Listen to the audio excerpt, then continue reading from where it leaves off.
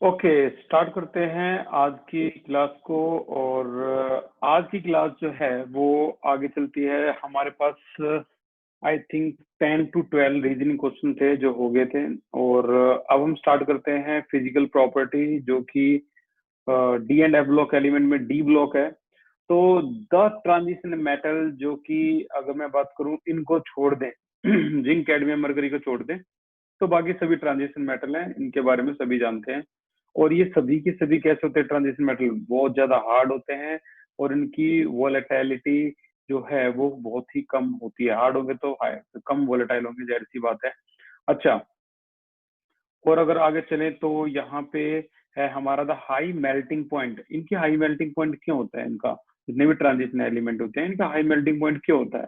The high melting point of these metal are attributed to the involvement of greater number of electron, यानी n-1d और ns के unpaired electron जितने भी हैं।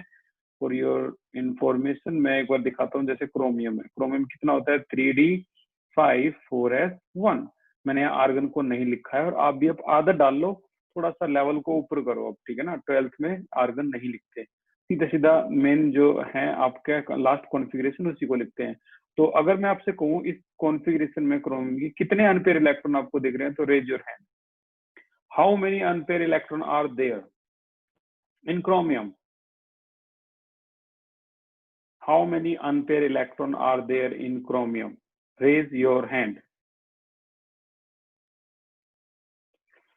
Very good Kush, बताइए कितने अनपेयर इलेक्ट्रॉन आपको दिखाई दे रहे हैं? 6। 6 जो अनपेयर इलेक्ट्रॉन है ये करेक्ट आंसर है। देखो 5 तो हो गए आपके, किसके क्या नाम है, डी के, और उसके अलावा एक हो गया किसका, D5 हो गया, और ये हो गया आपका NS1 हो गया। ठीक है, तो वही बात यहाँ इन्होंने की है, n-1d और NS में जितने भी अनपेयर इलेक्ट्रॉन है वो दूसरे क्रोमियम के साथ इस तरह से बॉन्डिंग बनाते हैं, जैसे हमने कल की क्लास में एटोमाइजेशन में पढ़ा था कि इतने अनपेयर आपस में बॉन्डिंग बनाते हैं, जैसे मेटेलिक बॉन्डिंग का बहुत मुश्किल होता है। यही कारण है कि इनका मेल्टिंग पॉइंट क्या होता है? हाई। अच्छा, हम यहाँ तक आगे थे कि क्यों इसकी हाई मेल्टिंग पॉइंट होता है। रीजन वाज सेम जो कल का रीजन था, और इसीलिए उन्होंने इस रीजन को यहाँ भी कनेक्ट कर दिया। They have high enthalpy of atomisation, ठीक है ना। यहाँ भी इसको कनेक्ट किया क्योंकि इसकी हाई एंथैल्पी ऑफ एटोमाइजेशन होती है, जो हमें कल की क्लास में डिस्कस करने को मिली। रीजन था अनपेयर इलेक्ट्रॉन। ओके, यहाँ इन्होंने दिखाया था favourable for stronger inter atomic interaction, वही अनपेयर इलेक्ट्रॉन की वजह से। The greater number of valence electron stronger is the resulting in bonding. ठीक है, ये बात हमें पहले से बताती। तो यहाँ इन्होंने दिखाया गया है, ये दिखाया है कि किस तरह से enthalpy of atomization down the group कम होती है या जो भी ज्यादा होती है। कोई ऐसी खास बात नहीं है इसमें जो आपके एग्जाम में आने लायक हो। जो खास बात थी हम पढ़ चुके हैं। अब बात कर लेते हैं variation in atomic and ionic radius. चलो लेफ्ट टू राइट जाओगे आप, स्कैंडियम से जिंक तक जाओगे, तो आपकी एटॉमिक रेडियस क्या होगी? डिक्रीज होगी या नहीं होगी? Raise your hand. Left to right जाएंगे तो रेडियस, मयंक बताइए। सर डिक्रीज होगी। रीजन क्या है?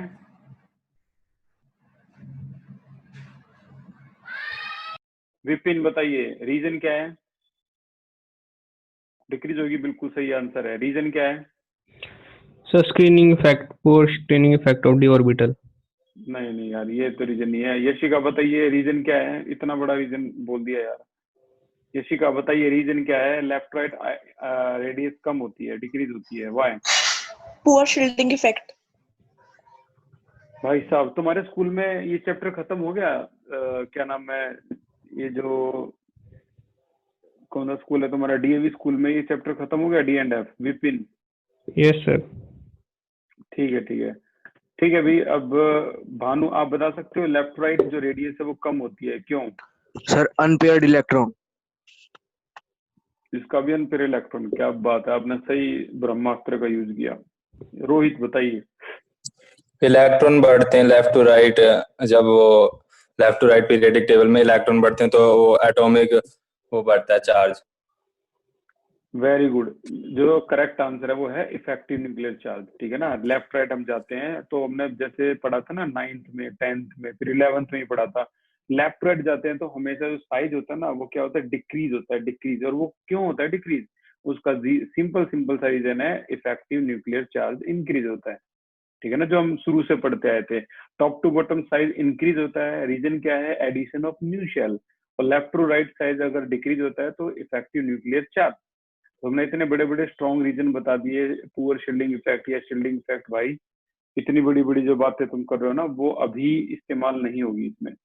अच्छा, तो लेफ्ट टू राइट जो साइज है वो क्या होता है, डिक्रीज होता है, उसका नाम है इफेक्टिव न्यूक्लियर चार्ज, ये इसका रीजन था। और अगर बात करें बड़े अजीबोगरीब सिस्टम की, एक मैं बात आपको यहाँ दिखाना चाहूंगा। अगर आपने यहाँ इसमें पहले तो देख लो, ये कह रहे हैं कि किस तरह से जो साइज है एटॉमिक रेडियस का वो डिक्रीज होता है। देखो ये डिक्रीज हो रहा है साइज, ठीक है। जो रीजन है वो है इनका क्या, इफेक्टिव न्यूक्लियर चार्ज। लेकिन कुछ अजीबोगरीब बातें सामने आती हैं। जो स्कैंडियम वाली जो लाइन है ये आपकी फर्स्ट ट्रांजिशन सीरीज है, ये सेकंड ट्रांजिशन सीरीज है और ये थर्ड ट्रांजिशन सीरीज है। अजीबोगरीब बात देखने को मिलती है सेकंड और थर्ड में। देखो ये जो कलर है ब्लू कलर, ये आपका सेकंड है और रेड कलर जो है वो आपका थर्ड ट्रांजिशन सीरीज है। जो अजीबोगरीब बात देखने को मिलेगी वो आपको यहाँ देखने को मिलेगी। ये देखो, ये है आपका जिरकोनियम और हॉफनियम। ये दोनों का साइज कितना होता है, इतना नियरली सेम होता है कि एक का देखो ये रहा जिरकोनियम 160 होता है, हॉफनियम 159 होता है, यानी नियरली सेम साइज है। और जबकि ये टॉप पे सेकंड सीरीज है और ये इसके नीचे आता है थर्ड सीरीज। और जैसे कि हमने अभी अभी पढ़ा, as we go down the group size जो क्या होता है वो एकदम से इंक्रीज होता है, ठीक है ना। तो यहाँ तो यार साइज इंक्रीज किया, नियरली सेम है। ऐसा ही हमने यहाँ देखा, यहाँ भी साइज क्या था, नियरली सेम है।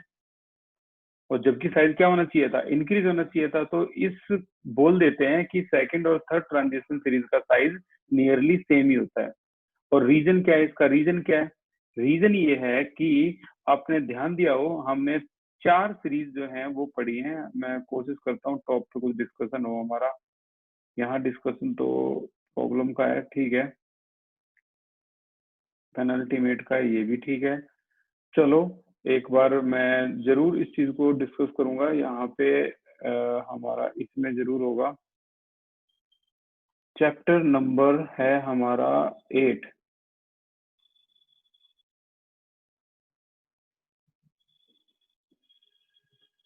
Transition element. चलो ठीक है, तो अब तो ये बात क्लियर है, ये नोट्स में ही था। ये डिस्कस करना थोड़ा ज्यादा जरूरी है भाई, तो इसको ध्यान से देखना एक बार। कैंडियम, टाइटेनियम, जिंक, ये जो पॉइंट है ये वाला डिस्कशन। फिर से सारे के सारे जितने भी स्टूडेंट हैं फोकस कर दो एक बार फिर से हमारे सामने जो ये पूरा जो पॉइंट है इस पे। चलो बताओ दिमाग लगा के, पूरा दिमाग लगा के। ये है आपकी 3D series, 4D series, 5D series, 6D series, ठीक है। किस सीरीज से F की एंट्री हो जाती है डी ब्लॉक एलिमेंट? कौन सी सीरीज से F की एंट्री हो जाती है डी ब्लॉक एलिमेंट में? F की एंट्री कहां से होती है? 3D से ही हो जाती है, 4D से ही हो जाती है, सोच समझ के बताना, ठीक है। यशिका बताइए कहां से होती है F की एंट्री? सर 6th पीरियड से होती है, तो 5D सीरीज से। बिल्कुल 6 पीरियड से होती है, तो ये 5D सीरीज होगी, या फिर आप कह सकते हो थर्ड ट्रांजिशन सीरीज से F की एंट्री हो जाती है। लेंथेनॉइड जो है वो लेंथेनम के बाद ही तो आती है ना, तो यहाँ पर जो एलिमेंट है यहाँ से हमारी F की एंट्री हो जाती है। ये जो एरो का डायग्राम है उससे नीचे जो एरो का डायग्राम है ये दिखा रहा है कि यहाँ से आपकी F की एंट्री होती है। इससे ऊपर F होता ही नहीं, ना 3D में होता पूरी में, ना 4D में होता पूरी में। तो कहाँ होता है?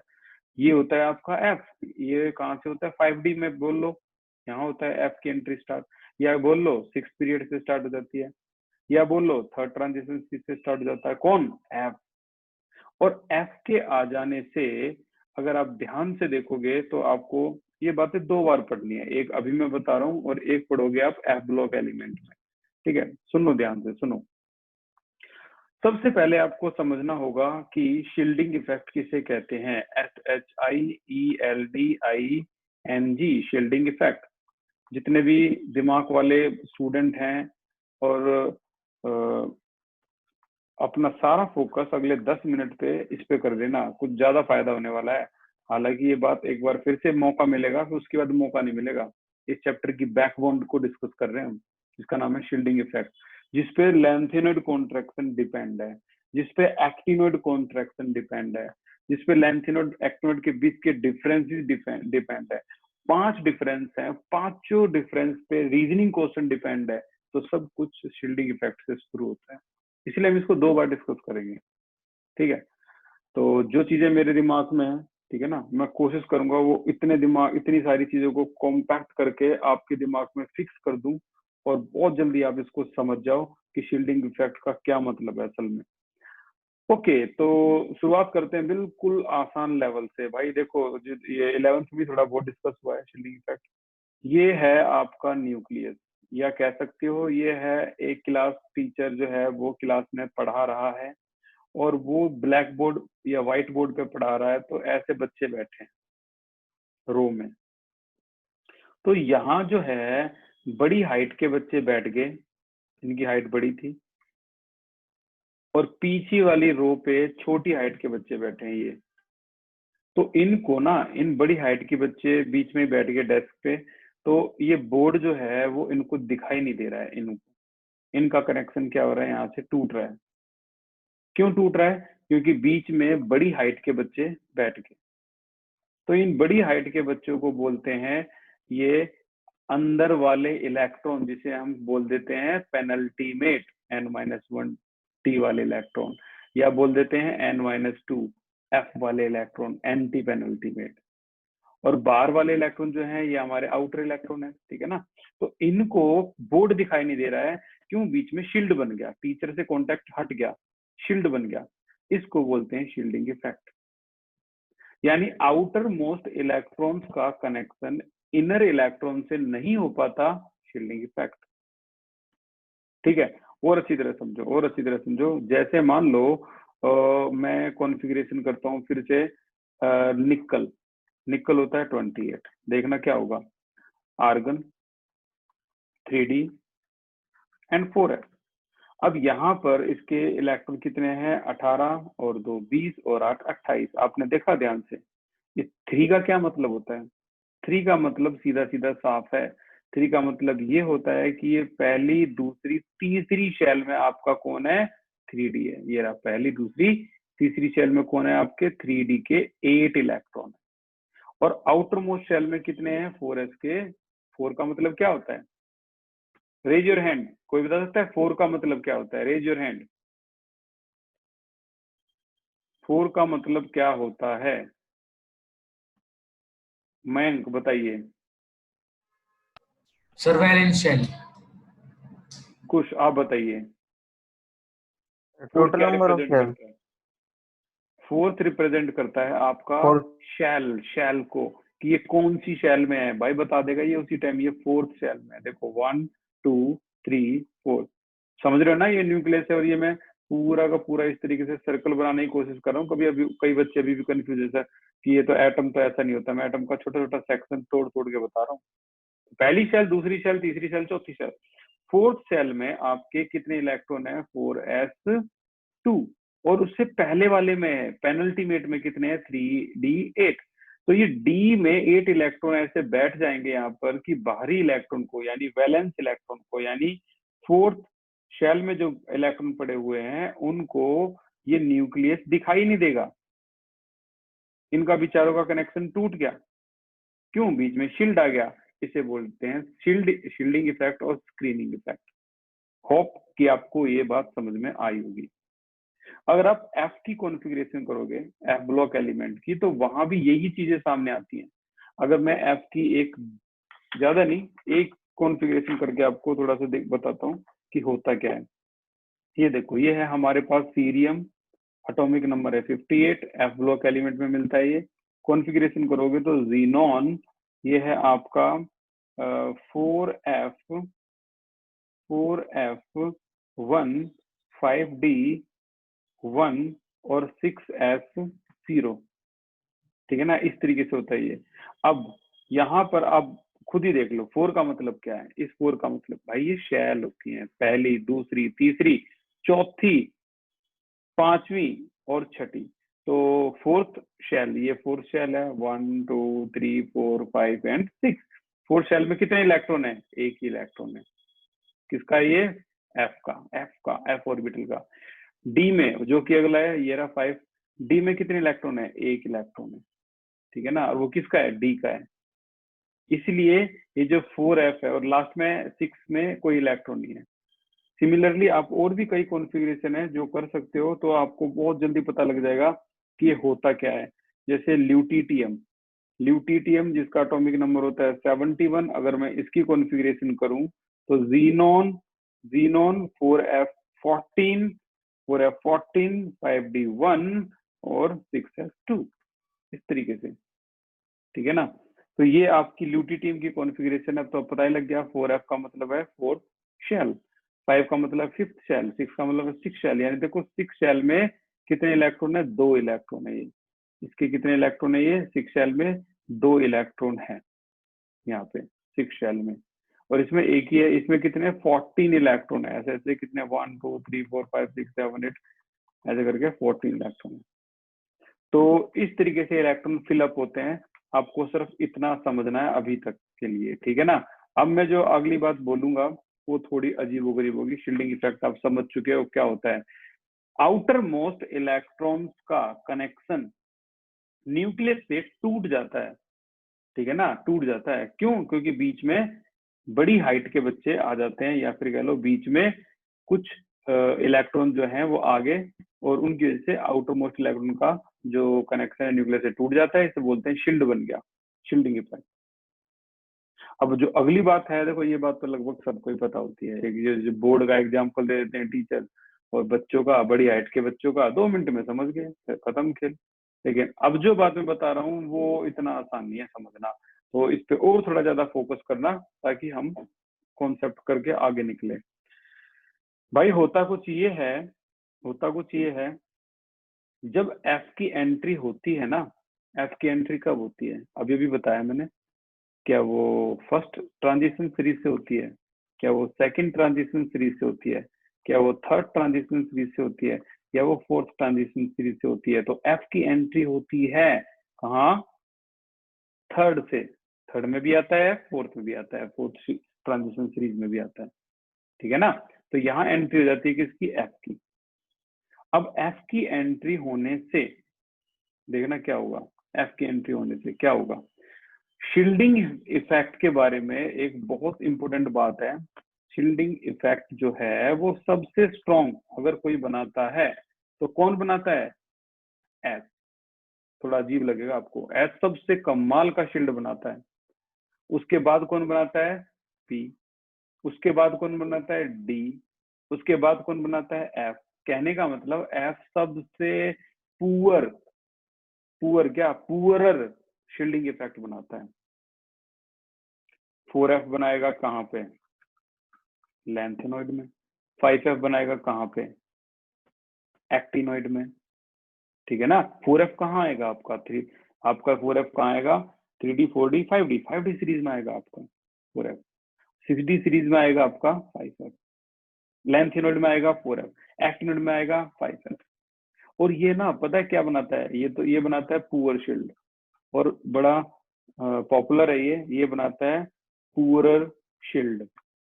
आपको थोड़ा अजीब लगेगा कि यार 14 इलेक्ट्रॉन्स होते हैं इसके पास, फिर भी ये पुअर बनाता है। यस, 14 इलेक्ट्रॉन्स होने के बावजूद भी ये जो शील्ड बनाता है सबसे नकली शील्ड बनाता है, सबसे पुअर। अब इसके पीछे भी एक लॉजिक है, रीजन है। वो क्या है? देखो एस की शेप ही कुछ ऐसी होती है, समझना।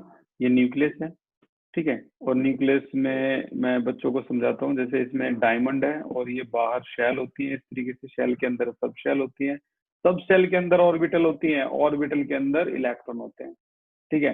तो कुल मिला के यहाँ पर ये जो शेल है आपका, इसमें डायमंड है, और डायमंड की क्या करनी है? सुरक्षा करनी है, सेफ्टी करनी है। तो ना एस के कितने इलेक्ट्रॉन होते हैं? बेचारे के 2 इलेक्ट्रॉन होते हैं। लेकिन ये 2 इलेक्ट्रॉन जो मान लो यहाँ है, या फिर बोल लो यहाँ है, ये 2 इलेक्ट्रॉन यहाँ, इसमें सही रहेगा समझना। मैं एस और एफ के बीच में डिफरेंस बता रहा हूँ, एस वर्सेस एफ। जो काम ये 2 इलेक्ट्रॉन कर देते हैं ये 14 नहीं कर पाते। इन 2 इलेक्ट्रॉन को जिम्मेदारी दी गई ये मान के चलना ये आपकी मैं ज्यादा शेल तो बना नहीं पाया मैं, ये 3 ही शेल बना, तो समझ जाना इससे पहली वाली शेल। यहाँ 2 इलेक्ट्रॉन है, ये 2 इलेक्ट्रॉन क्या करते हैं, एक इस डायरेक्शन में घूमता है और एक इस डायरेक्शन में घूमता है, एक ऐसे तो एक इसी के अपोजिट ऐसे। अब ये मैं सोचना आगे टकरा जाएंगे यहाँ पर, ये कोई सर्कल नहीं है, स्फीयर है ये, ठीक है। तो ये एक दूसरे के, ओके आप मुझे देख पा रहे हो, तो एक दूसरे के इस तरीके से घूमता है, एक इलेक्ट्रॉन इस तरफ और एक इलेक्ट्रॉन इस तरफ। तो ये ऐसे करके आपस में ये ऐसे इस तरीके से आपस में एक ही सर्कल में, ठीक है, राउंड मारता रहता है। ये ऐसे राउंड मारता रहता है और ये ऐसे राउंड मारता रहता है, और पूरी स्पीड में ऐसे राउंड मारते हैं कि बाहरी इलेक्ट्रॉन जो है वो अंदर न्यूक्लियस से कांटेक्ट में नहीं आ पाते। ऑन द अदर हैंड जो 14 इलेक्ट्रॉन है, इसके जो 14 इलेक्ट्रॉन है वो उनकी शेप ही कुछ ऐसी होती है, इनकी शेप ही कुछ ऐसी होती है कि ये चारों तरफ सर्कल तो होती है इनकी शेप, इनकी जैसे डी की डबल डम्बल होती है, या बोलो क्लॉवर लीफ लाइक शेप होती है, पी की डम्बल शेप होती है, ठीक है ना। इनकी क्या होती है, इसकी shape can not be drawn on paper, but इसकी शेप कुछ ऐसी होती है कि सभी इलेक्ट्रॉन, अब मैं इसका एग्जाम्पल दे रहा हूँ एफ का, इसके सभी इलेक्ट्रॉन राउंड नहीं मारते चारों तरफ, एक ही जगह आके रह जाते हैं, एक ही जगह फिक्स होके रह जाते हैं, इतने एरिया में ही फिक्स है। तो ये बाहरी जो चोर हैं, इनसे ये डायमंड की सेफ्टी कर पाएंगे नहीं, क्योंकि इसकी शेप ही कुछ ऐसी होती है कि सभी इलेक्ट्रॉन एक ही जगह स्थित यानी फिक्स होकर रह जाते हैं। तो इसीलिए ये बाहरी इलेक्ट्रॉन बड़े आसानी से न्यूक्लियस के कांटेक्ट में आ जाते हैं। अब बताओ एफ के आने से जो साइज है कम होगा या ज्यादा होगा। देखो ये जो शील्ड था एफ के आ जाने से जो शील्ड था वो क्या हो गया, पुअर शील्ड हो गया। तो बाहरी इलेक्ट्रॉन क्या कर पाया, न्यूक्लियस से कांटेक्ट कर पाया और वो अट्रैक्ट हो पाया। न्यूक्लियस क्या करता है, अट्रैक्ट करता है बाहरी इलेक्ट्रॉन को, तो वो अट्रैक्ट कर पाया जिससे पूरा जो साइज था एटम का वो रिड्यूस हो गया, कम हो गया। यानी एफ के आ जाने से साइज कम होता है। अब आपके सामने कहानी साफ है, क्यों कम होता है एफ के आ जाने से साइज, तो आप बोल सकते हो पुअर शील्डिंग इफेक्ट। इसका शील्डिंग इफेक्ट क्या होता है, पुअर। इसीलिए एफ के आ जाने से जो साइज है वो कम होता है, पुअर शील्डिंग इफेक्ट। बाहरी इलेक्ट्रॉन न्यूक्लियस से कांटेक्ट कर पाता है, अट्रैक्ट हो पाता है, ठीक है ना, न्यूक्लियस से बाहरी इलेक्ट्रॉन, जिससे एटम का साइज रिड्यूस हो जाता है, कम हो जाता है। ठीक है, अब सोचो ये क्वेश्चन कितना पॉपुलर है। फर्स्ट ट्रांजिशन सीरीज, ये हमारे पास नोट्स हैं इसमें, तो हम इसकी हेल्प ले सकते हैं। अब सुनो ध्यान से, एफ की एंट्री कहाँ होती है, 5D में, यहाँ होगी, ठीक है। तो जो ये सीरीज है 5D की पूरी सीरीज है, इनका साइज रफली क्योंकि यहाँ एफ आ गया ना, तो साइज क्या हो जाएगा, रिड्यूस हो जाएगा। तो पूरी लैंथेनम का साइज रफली क्या हो जाता है, कम हो जाता है, और वो इतना कम हो जाता है कि वो 4D सीरीज के लगभग बराबर आ जाता है। Raise your hand, 5D series, मैं बहुत इंपॉर्टेंट क्वेश्चन कर रहा हूँ। The size of 4D series and 5D series is nearly same. Dot y. Raise your hand. Size of 4D series and 5D series is nearly same. Dot y. बहुत important question है भाई। ये important question इतना है कि CBSE में ये देखो, एक तो जैसे मैंने बोला ऐसे आया था, एक बार आया था कि second transition series and third transition series are nearly same in size. Why? ऐसा क्यों? तो आंसर क्या होगा, रेज योर हैंड। अलग अलग तरीके से कई बार पूछा है, रोहित बताइए। Poor shielding effect due to presence of f orbital.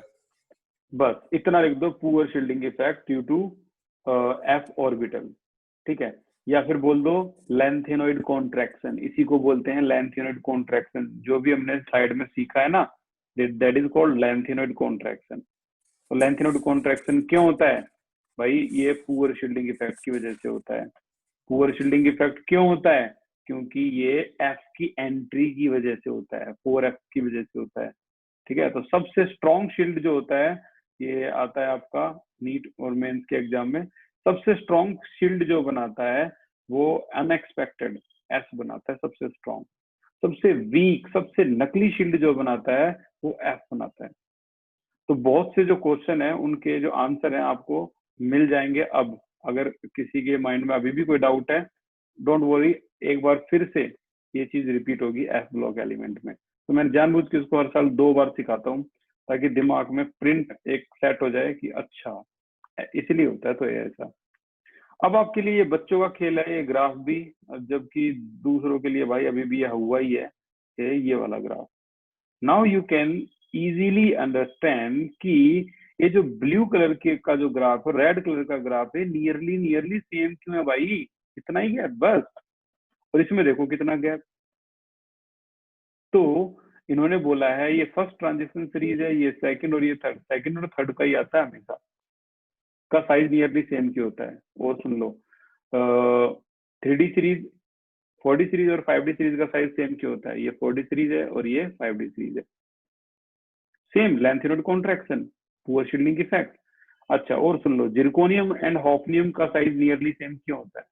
Same reason, poor shielding effect, lanthanide contraction और क्या नाम है, एफ ऑर्बिटल की एंट्री होती है। तो अब यहाँ जो रीजन है, देखो इन्होंने ये रीजन यही दे दिया, जबकि ये सारा लेंथ यूनिट कॉन्ट्रैक्शन जो है वो एफ ब्लॉक एलिमेंट का है। तो इन्होंने रीजन यही दे दिया कि भाई ये थोड़ा सा ड्रामेटिकली चेंज हमें देखने को मिलता है। The radii of third series, देखो थर्ड को ऐसे लिखा है, जो है क्या, नियरली सेम है, नियरली सेम है किसके, 4D सीरीज। एक minute, radii of third series are virtually the same those of corresponding member of second series. समझ रहे हो ना, थर्ड और सेकंड सीरीज का साइज क्या है, नियरली सेम है। यू नो वेरी वेल क्यों है भाई same. This phenomena is associated with the intervention का मतलब होता है, इंटरवेंशन का मतलब होता है 4f की एंट्री, 4f की एंट्री हो जाती है, यहाँ पे f की एंट्री हो जाती है।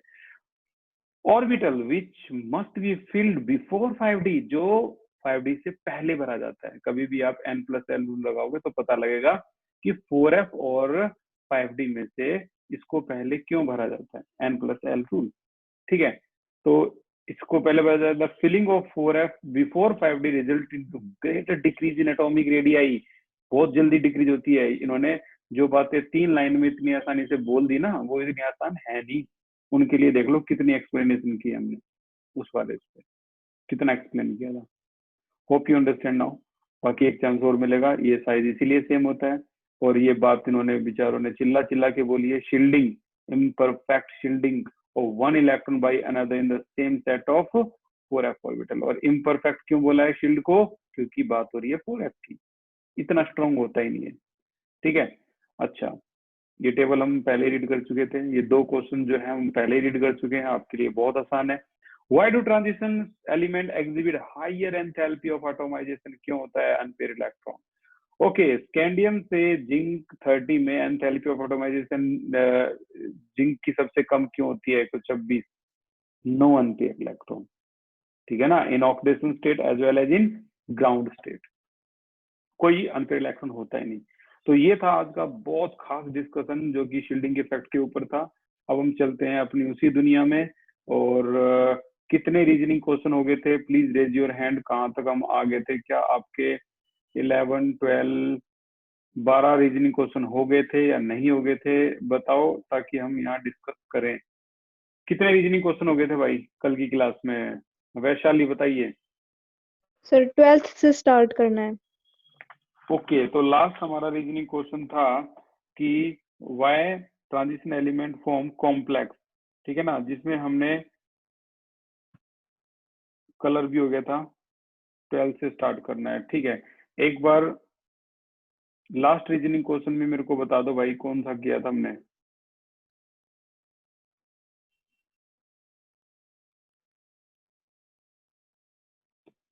विजय बताइए, लास्ट रीजनिंग क्वेश्चन कौन सा किया था हमने? Sir 11th। 11th में कौन सा था, क्वेश्चन का नाम क्या था?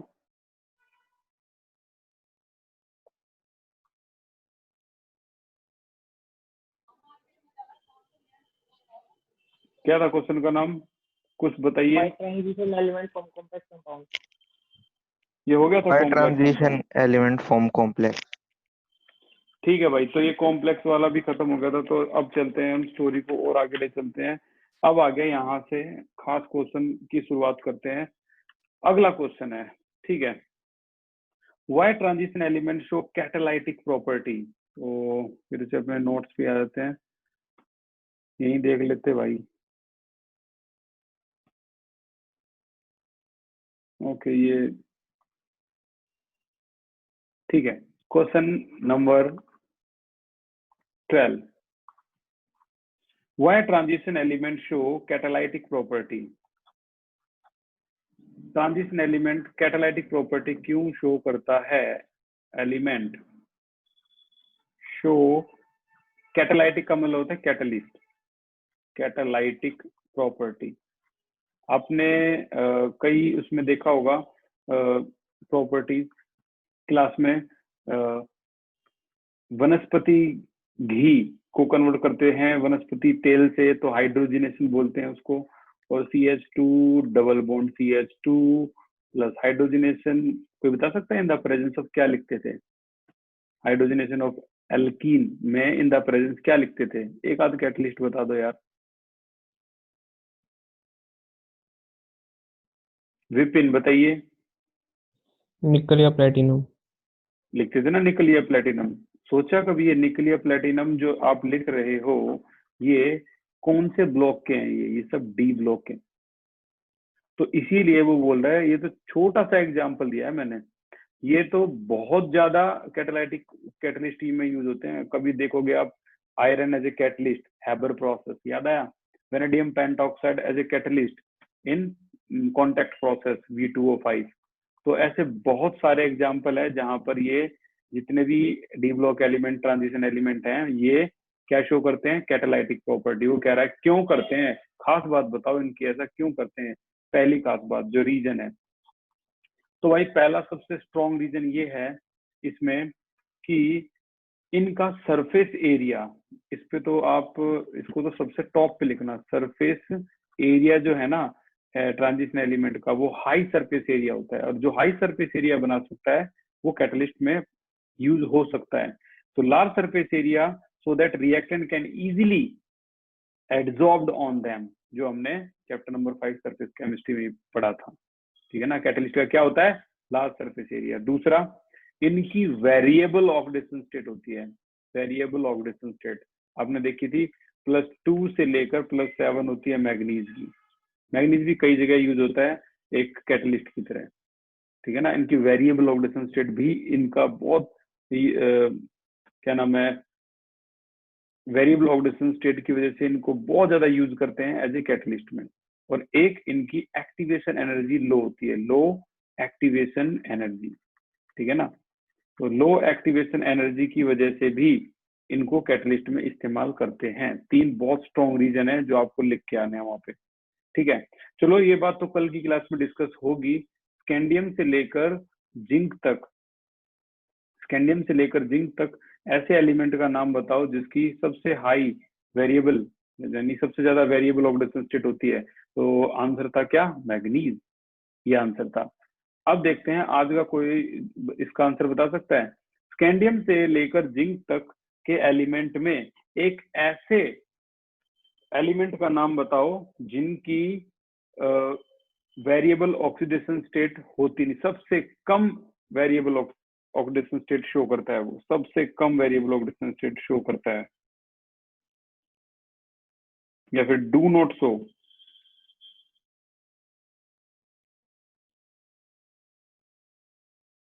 Name the transition element which do not show variable oxidation state. Name the transition element which do not show variable oxidation state.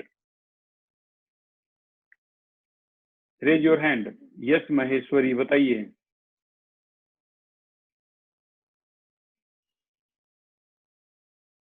Ayushi बताइए।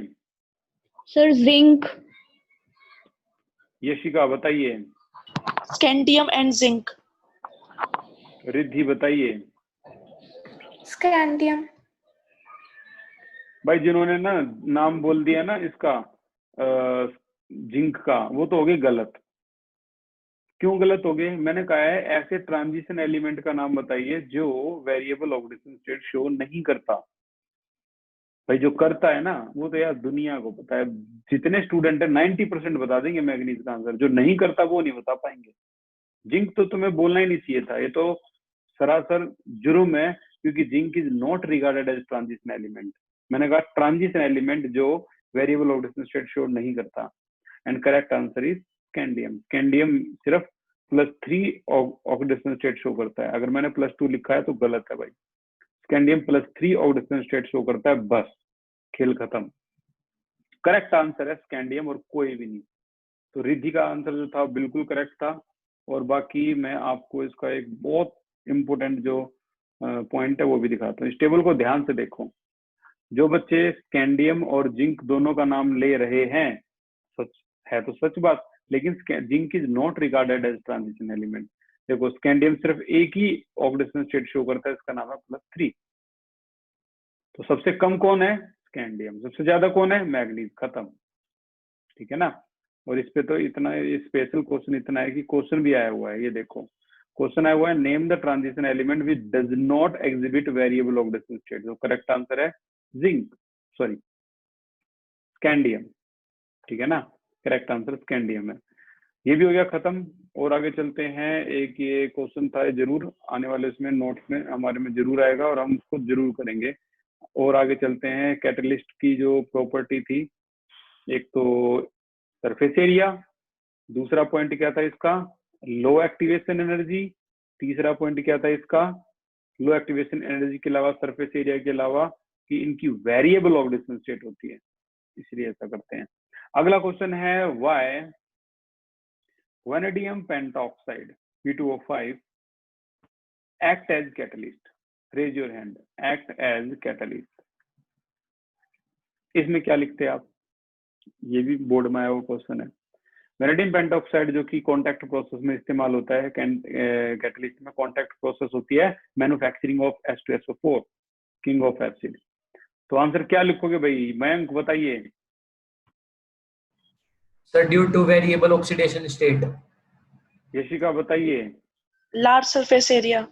वेरी गुड भाई। जो मैंने रैंक 1 पे लिखा है उसको तो छोड़ मत दियो। लार्ज सरफेस एरिया, मेन जो रीजन तो यही है तो वो भी, बट सबसे मेन यही है कि V2O5 acts as catalyst because it has a large surface area, so it can form unstable intermediate which readily change into product. तो आंसर है इसका लार्ज सरफेस एरिया। ठीक है ना, ये इसका answer large surface area. Next question की तरफ चलते हैं, नंबर 14। नंबर 14 है, why transition element show alloy formation? Why transition element show alloy formation? ये एलॉय फॉर्मेशन क्यों करते हैं? एलॉय क्या होता है? किसी एक एलॉय का नाम बता सकता है कोई? Raise your hand. सिंपल यार, दुनिया भर के एलॉय है, एक का ही बता दो। कुछ बताइए। Brass, bronze. Very good, brass, bronze, steel. ठीक है ना, स्टील एक ऐसा एलॉय है जिसके अंदर आपका निकल भी होता है, आयरन भी होता है, ठीक है ना, टिन भी होता है, कई सारे ऐसे 3-4 एलिमेंट यूज होते हैं। मैंने देखो कुछ नाम बोले, निकल हो गया, आयरन हो गया, कॉपर हो गया। यार निकल, आयरन, कॉपर एक ही परिवार के तो हैं सारे, एक स्कैंडियम से लेके जिंक के बीच में ही तो आ रहे हैं। तो इनका साइज में मानता हूँ लेफ्ट राइट कम होता है, लेकिन ये नहीं कि बिल्कुल ही कम हो गया, हल्का हल्का फर्क होता है। जैसे मैं आपको बताता हूँ, कम होता है, ये तो बात सच है, ये तो बात सच है, कम होता है, लेकिन कितना कम होता है ये भी तो ध्यान देने लायक है। ग्राफ सभी को रीड करना आता है, सब इसमें टैलेंटेड है। तो अगर मैं आपको ये बोलूं कि आप बताइए इसमें इसमें और इसमें जो कम हुआ है साइज, वो कितना कम हुआ है? अच्छा, इसको देख के तो आपकी आंखें खुल जाएगी, इसमें और इसमें कितना कम हुआ है? अरे यार ये तो नियरली सेम ही हो गए, कॉपर और निकल तो ये माइनर चेंज है। यहां से यहां तक अगर आप ग्राफ को रीड करोगे तो आप देखोगे there is very minor change in the decrease in size. ऐसा ही ऊपर है, ऐसा ही ऊपर है, तो इनका साइज घटता तो है, ये बात सच है, घटता तो है, लेकिन ना इतना ड्रामेटिकली चेंज नहीं होता कि बहुत ज्यादा चेंज हो जाएगा इतना। थोड़ा बहुत जो है वो बदलाव होता है। तो वो कह रहा है कि एलॉय क्यों बनाते हैं, ये क्यों, क्योंकि ये सारे भाई चाहे कैसे भी हों, ये सारे एक थाली के चट्टे बट्टे हैं और सारे के सारे फास्ट फ्रेंड हैं। इनका साइज जो होता है वो नियरली क्या होता है, सेम साइज होता है। इसीलिए ये है आपका मान लो निकल, ये आ गया आपका अलग कलर में कॉपर, ये आ गया आपका अलग कलर में क्या आयरन, और इस तरीके से ये आयरन, ठीक है, इस तरीके से ये सारे मिलके आपस में क्या बना लेते हैं, एलॉय। और एलॉय बनाने का जो रीजन है वो क्या है भाई, क्योंकि इनके जो साइज होता है वो नियरली सेम होता है। तो साइज जो है वो नियरली सेम होने की वजह से आपस में हाथ अच्छी तरह से मिला पाते हैं और ये एलॉय बना लेते हैं। तो रीड करते हैं, इसका जो आंसर है, the transition element which have similar radii, इन्होंने इनको और अच्छी तरह से वर्ड यूज किया है, सिमिलर, लगभग सिमिलर रेडियाई, सेम रेडियाई नहीं बोला, सिमिलर रेडियाई, डबल आई होगा, ठीक है। So the metal can mutually combine in the position of crystal lattice and form alloy. बिल्कुल इस तरीके से क्या बना लेते हैं, ये एलॉय।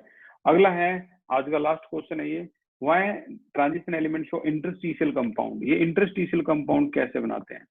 तो आज का लास्ट क्वेश्चन है, 15 हो गया आपके, कहता हूँ why transition element form interstitial compound. Interstitial compound क्यों बनाते हैं, जिनको नहीं पता तो मैं उनको बता देता हूँ।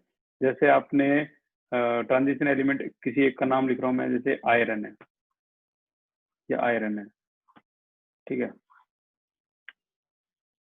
एक मिनट भैया, करवा ही रहे हैं, थोड़ा सा अच्छी तरह ही करवा दूं मैं इसको, ज्यादा थोड़ा सा मेरे को साइज बढ़ाना पड़ेगा बस। आयरन 1 2 3, ये आयरन है तो सारे एटम जाहिर सी बात है आयरन के ही होंगे, ठीक है। तो इंटरस्टिशियल का मतलब क्या है, देखो ये इतने बड़े बड़े साइज होते हैं इनके आयरन के, और इनमें छोटे छोटे element like hydrogen, carbon, nitrogen, ठीक है ना, छोटे छोटे एलिमेंट जिनके साइज छोटे छोटे से हैं, इतने इतने साइज होते हैं इनके, ठीक है, लगभग, ठीक है। ये ऑक्यूपाई कर सकते हैं इनके खाली जगह पर। खाली जगह को फर्स्ट चैप्टर में क्या कहा गया था, रेज योर हैंड। खाली जगह को फर्स्ट चैप्टर में क्या कहा गया था सॉलिड स्टेट में, यशिका, रिया बताइए, रिया बताइए, खाली जगह को क्या कहा गया था। The interstitial site. एक नाम और था, कोई एक नाम और दूसरा भी बता सकता है, एक नाम और था उसका। Sir void. Void, very good. इसको ना इंटरस्टिशियल साइट भी बोल सकते हैं और एक जो नाम था वॉइड भी बोल सकते हैं। तो छोटे छोटे element like hydrogen, carbon, nitrogen, oxygen occupy in this interstitial site, और यू कैन से वॉइड, और you can say empty space, ठीक है ना, या वैकेंट स्पेस। तो इसीलिए इंटरस्टिशियल कंपाउंड भी बनाते हैं, ठीक है। लोहा जो है ना, आयरन जो है, पढ़ोगे आप, पिग आयरन होता है, एक होता है स्क्रैप आयरन होता है, एक होता है स्टील होता है। तो इनके अंदर ना ये कब बनते हैं, इनमें कार्बन डालकर इनको मजबूत किया जाता है, ठीक है ना। पिग आयरन सबसे कमजोर होता है, तो उनको कास्ट आयरन, एक कास्ट आयरन भी होता है, तो उनको मजबूत किया जाता है कार्बन डालकर उसमें। तो रीजन जो है बड़ा सिंपल है, interstitial compound are well known for transition element because small size atoms like hydrogen, boron, carbon, nitrogen, etc. can easily occupy position in the void. Therefore, they are present in crystal site of the transition element. इसके यहाँ present होने की वजह से इसको interstitial compound form कर सकता है। एक बार जल्दी से रीड कर लेते हैं भाई, जितने भी क्वेश्चन हमने किए हैं अपने नोट्स में भी, और गेम हो गया आज का खत्म। 15 क्वेश्चन आपके आज के जो थे वो हो गए खत्म। जल्दी से मैं अंडरलाइन कर देता हूँ। ओके, क्वेश्चन है why transition element show catalytic property show क्यों करता है, क्योंकि वेरिएबल ऑक्सीडेशन स्टेट होती है, लार्ज सरफेस एरिया होता है, और लो एक्टिवेशन एनर्जी होती है। अच्छा, वेनेडियम पेंटॉक्साइड भी कैटालिस्ट की तरह काम करता है क्योंकि इसका लार्ज सरफेस एरिया होता है। Okay, why transition element show alloy formation क्यों करते हैं, बिकॉज सिमिलर रेडियाई होती है इनकी। Okay, why transition element show interstitial compound क्यों बनाते हैं, क्योंकि इनमें छोटे छोटे element like hydrogen, boron, carbon, nitrogen etcetera easily occupy in the position in the void in crystal lattice. Lattice की स्पेलिंग गलत है भाई, क्या है ये, ये लैटिस ये नहीं होता, ये है लैटिस की spelling LATTICE of the transition element. तो यहाँ तक आपके 15 हो गए खत्म। अगली क्लास में हम कंटिन्यू करेंगे। Thank you so much for the class.